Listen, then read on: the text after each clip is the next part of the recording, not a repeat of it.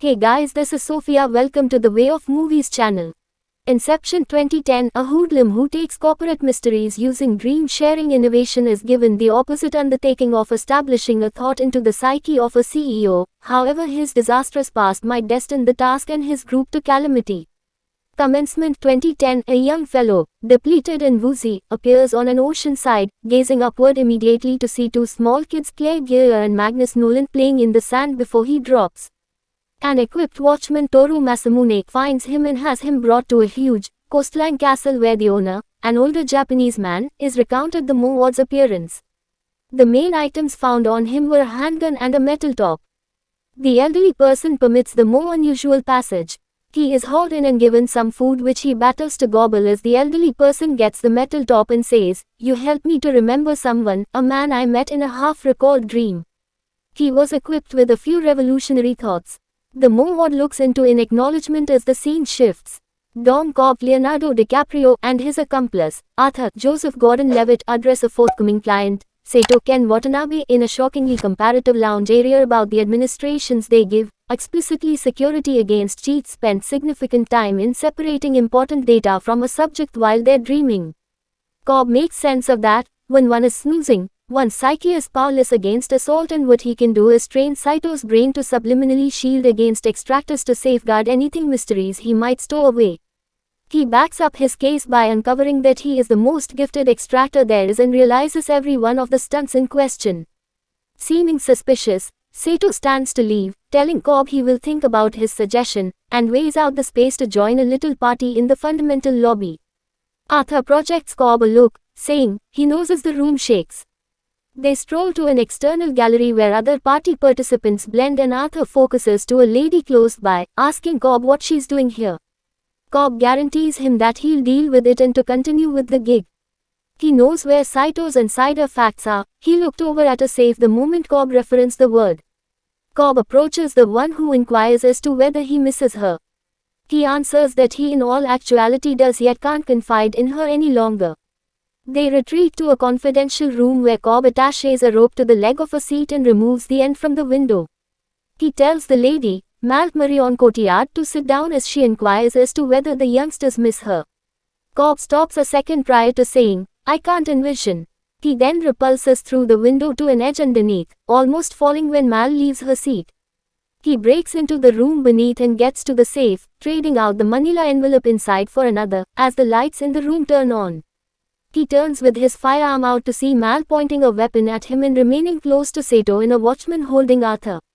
Cobb inquires as to whether she told him, as he slides his weapon across the table. Sato answers, that you are here to take from me, or that we are snoozing.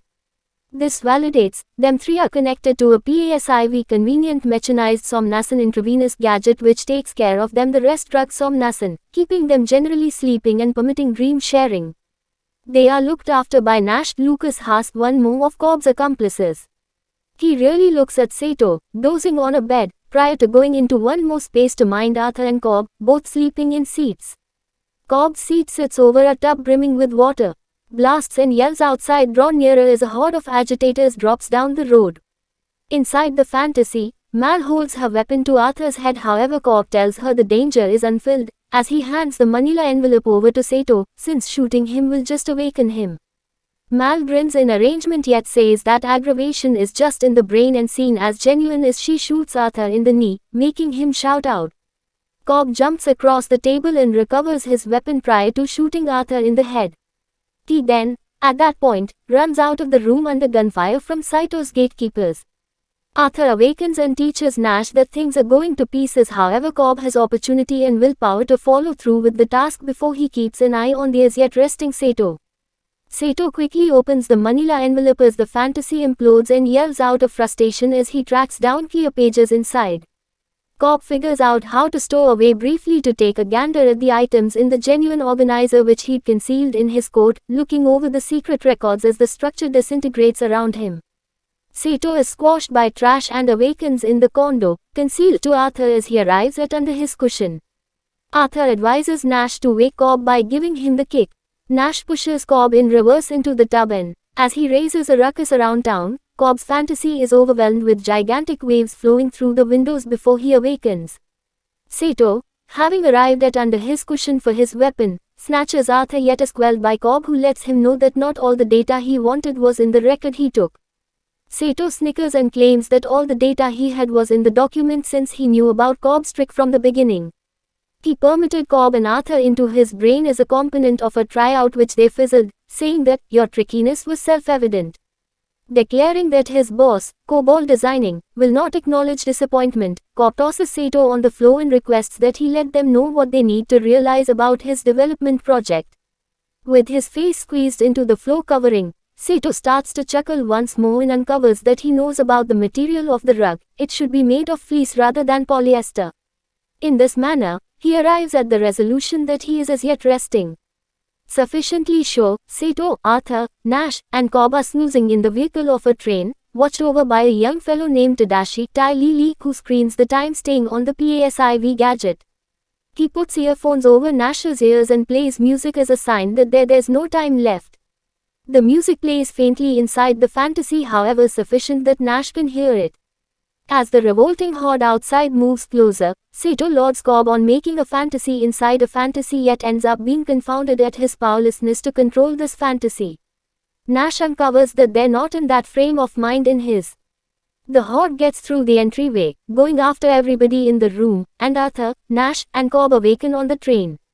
Cobb castigates Nash, the designer of the fantasy, for planning the rug wrong and tosses Tadashi a chunk of change prior to leaving, telling them, survival of the fittest. Sato gets up minutes after the fact to find himself alone in the vehicle, save for Tadashi, who's continued a relaxed posture, however grins wryly to himself. In his loft, Cobb turns his metal top and takes his weapon, pointing it at his sanctuary as the top twists. At the point when it falls, he inhales a murmur of alleviation and puts the firearm down. His telephone rings and he gets it to hear his two kids, James and Philippa, Jonathan Gear and Taylor Gear, on the other line with their grandma. They ask why he's returning home and he answers that he can't in light of work. At the point when James inquires as to whether their mom is with him, a picture of Mal enters his thoughts. Cobb stops and lets him know that Mama's not here any longer. He advises them to act and that he'll send Giv's granddad before their grandma hangs up. Arthur thumbs on the entryway and tells Cobb their ride is on the rooftop. Cobb chooses to travel to Buenos Aires to go underground in lieu of their bond work for COBOL, while Arthur says he's returning stateside. Cobb requests that he send his views as they make the way for the helicopter and see Nash, beaten and wounded, and Sato hanging tight for them. Obviously, Nash had attempted to sell out Cobb and Arthur for his own security, however Sato has different interests.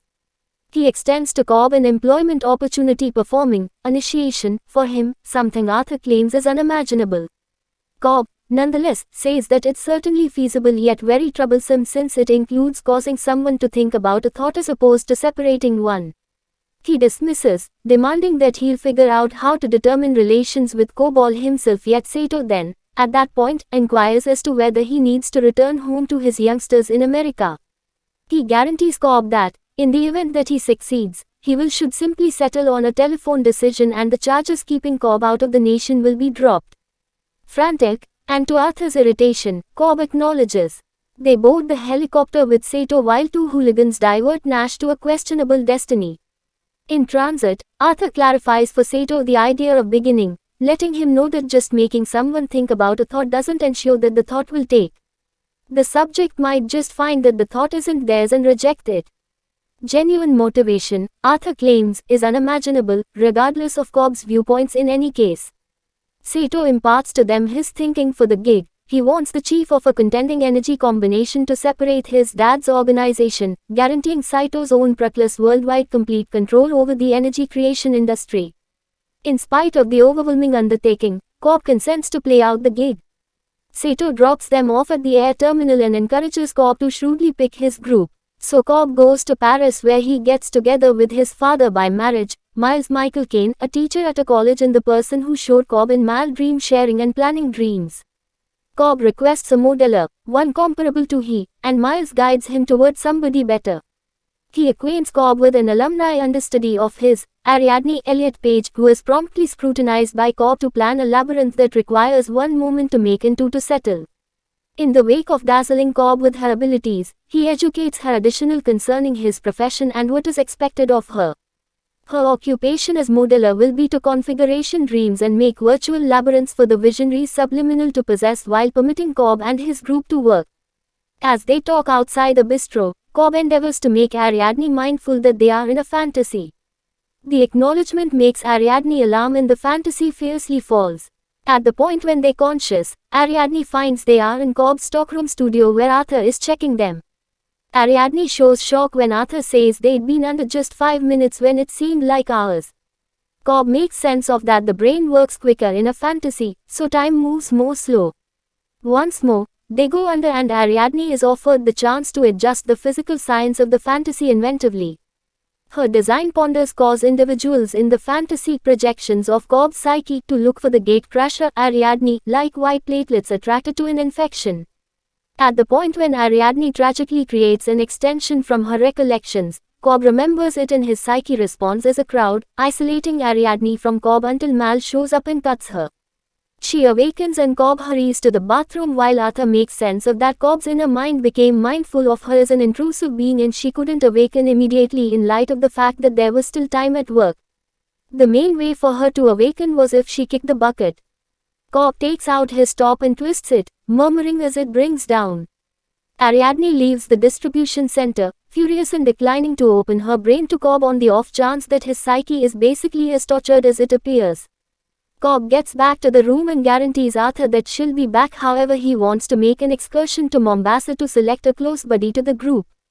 He tracks down Eames Tom Strong betting at a bar and offers him a put in his group as a falsifier imitator. Eames kinkers prior to telling Cobb he's being followed, highlighting 2 men at the bar. Cobb remembers them as cowball hooligans who should intend to gather the abundance on his head for the bungled Sato work. Eames makes an interruption while Cobb circumvents, driving the hooligans on a tumultuous pursuit through the city roads. Without a second to spare, Sato pulls up in a limousine and gets first Cobb, then Eames. He clarifies that he's been following Cobb for safeguard his venture. Eames takes them to a neighborhood scientist he realizes who explores different avenues regarding Somnasan and who may be a resource for their group. Yusuf Dilip Rao tunes in as Cobb makes sense of that his occupation might require the utilization of a 3-layered dream.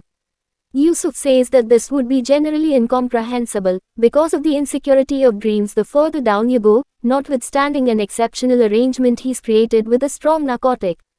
To show its adequacy, Yusuf takes them ground floor where they see many men dozing under the watch of an elderly person, Lord Cameron.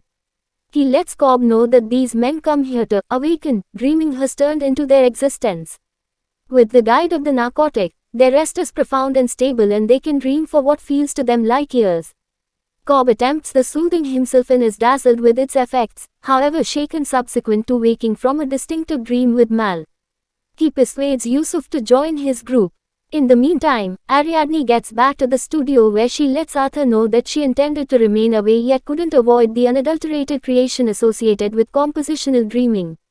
Arthur brings her into a fantasy and presents the idea of making mysteries, for example, the Penrose steps. He additionally uncovers that Mal was Cobb's better half and has since died. Notwithstanding Mal's pernicious nature inside the fantasies, her reality now just is a projection of Cobb's. Arthur tells Ariadne she was exquisite, in actuality. The group groups together and concludes that they will make a 3-level dream with the 3rd level containing the established thought. The objective as a main priority is Robert Fisher Cillian Murphy, the chief and successor to Fisher Morrow, whose dad, Morris P. Postlethwaite, is gradually rotting with sickness.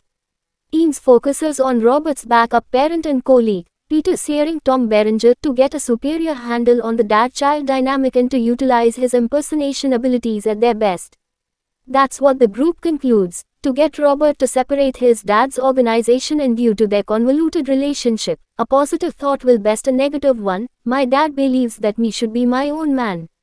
Sato regulates the greater part of the plans and, in light of the fact that he needs full confirmation of any achievement or disappointment, concludes that he will go with the group into the fantasies as a vacationer.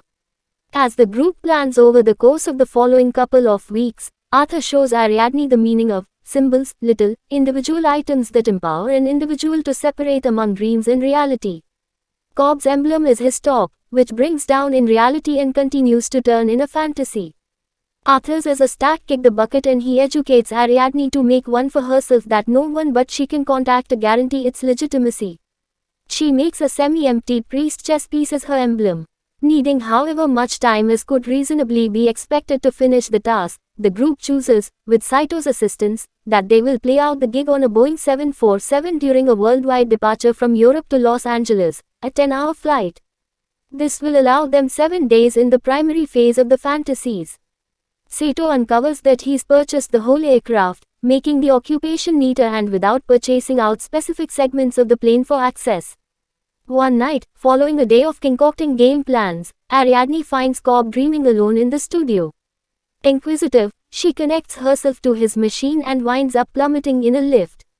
She sees Cobb sitting in a lounge room with Mal, who rapidly recognizes Ariadne's presence.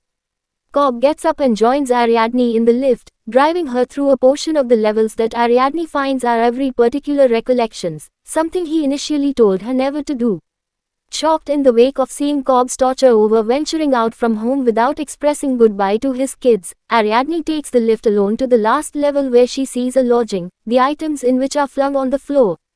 She steps on some split glass and Mal turns upward from the sofa, asking what she's doing here. Ariadne attempts to make sense of that she simply needs to see, yet Mal becomes protective and gets a shard of glass. Cobb shows up and returns Ariadne to the lift as Mal surges forward, yelling at Cobb that he didn't stay faithful to his obligation. Ariadne and Cobb leave the fantasy and Cobb makes sense of that the explanation he can't return home is a result of Mal's passing, since it was imagined that he killed her. He expresses gratitude toward Ariadne when she doesn't inquire as to whether he did or not. However, she cautions him that he's mixed up on the off chance that he wants to confine Mal like that. He really wants to deliver his responsibility over her demise. Ariadne persuades Cobb to permit her to go with the group into the fantasy since he wants somebody who comprehends what he's going through. At that point, Saito and Arthur show up and report that Morris Fisher has kicked the bucket and Robert will be going with the body to the States in a couple of days. The group gets onto the flight and sits with Robert in a partition top-notch lodge.